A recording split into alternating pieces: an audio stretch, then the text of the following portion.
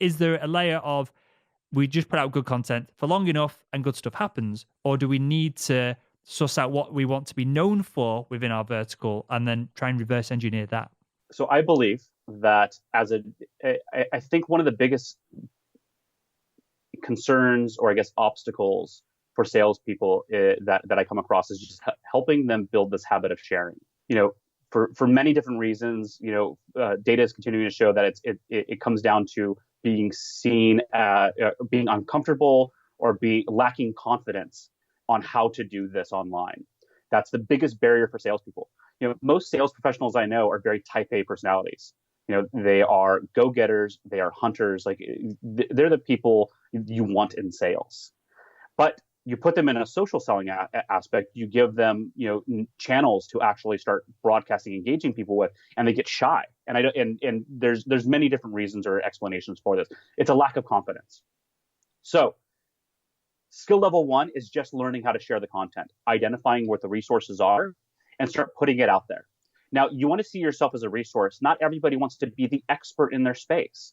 Now, I think that depending on the industry you're in, somebody needs to be that expert. If you are that type A superhero that wants to be in that space, it's yours for the taking 9 times out of 10.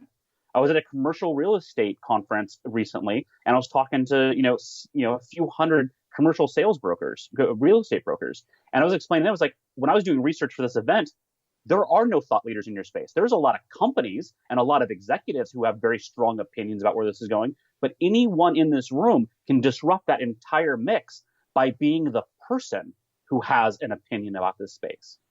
And I think that is where that shift starts happening, is when you start sharing enough content that you feel confident, you feel that comfortability of doing it, that you start actually injecting your own opinions or your own thoughts, or you start tying two different trends that you're seeing together and saying, this is where I think these two things are going to collide and this is going to happen. That's when you actually start becoming an even larger resource to your industry, because now you're providing additional insights outside of what's happening in the rest of the ecosystem. So sharing content is the most important piece. That is what starts allowing you to become a resource. Now, at some point you start having your own opinion, you start injecting this other stuff. That's like skill level 2. The next question that usually comes up within these organizations is, from sales professionals or even leaders, should I be creating my own content? And that's a very interesting question that I have bounced back and forth on over the years on both sides of the spectrum. As a sales professional, that's how I got out there. The content that was being produced was boring and wasn't interesting, and it wasn't interesting to me. So I had to start creating my own content. Now, because of that, I've worked that muscle in the back of my head that I call my marketing brain on how to do this better. Where salespeople, it's a different skill set. Sales and marketing are 2 different skill sets. So they have to learn how to work that muscle. Now, at one point, then I flipped the script a little bit and said, you know what? Salespeople shouldn't be creating content. Look at the emails that salespeople are sending. They're horrible in many cases. There are typos. Salespeople need writing courses in many cases. So I jumped on the other side of the fence at one point and said, you know what? Salespeople shouldn't be creating content. Like, all you're going to be doing is making yourself look bad in the process.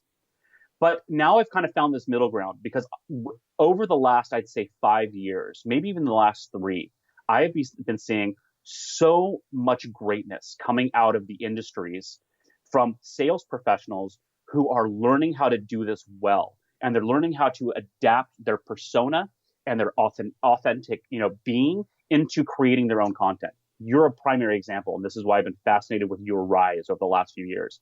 You look at somebody like Morgan Ingram, who is at a company called Terminus. And I think you've actually had him on the show, and if not, you should. He was an SDR, again, entry-level sales role. And he started realizing that he had to start explaining to his team best practices in being an SDR. So he's like, how am I going to do this even further? I'm just going to start creating videos around this. And now he has this entire other, thing that he's working on called SDR Chronicles, where he's actually training or teaching sales reps best practices and things they should be thinking about and why this is important. And, he's starting to create content. And the very first level, or first piece of my social selling methodology, and I tell people when I'm in conferences, if there's one thing you walk away with out of the hour-long conversation I'm going to have, it's write this down and walk away with this. The rest of it will follow it. Visibility creates opportunity. And I preach this from the rooftops everywhere I go. Visibility creates opportunity.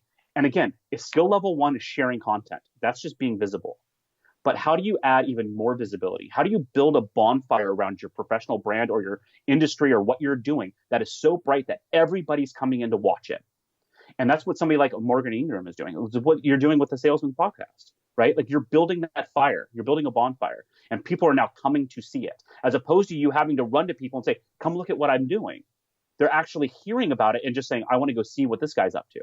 And I think it's a unique place for sales professionals to be in, that they have to find out what their voice is. And eventually, in years to come, that's going to be what differentiates us, because technology is going to start overtaking many sales roles. I don't think salespeople are going to go away, but technology, as we're continuing to find, is starting to chip away at what the value of a salesperson actually is. Information is now democratized. It used to be that salespeople were the gatekeepers of information around a product or service. Now you can get anything from a Google search, right? So what is the value that salespeople can provide? It's additional insights. It's, the trends. It's, hey, here's all the other customers that we're working with and what we're hearing. And this is where we think you need to be paying attention. That stuff isn't necessarily Googleable. So that's the value of a salesperson. So how does a salesperson then take those insights and then boost themselves up with it so they're able to have much more insightful and relevant conversations with these buyers in a way that technology isn't going to be able to match?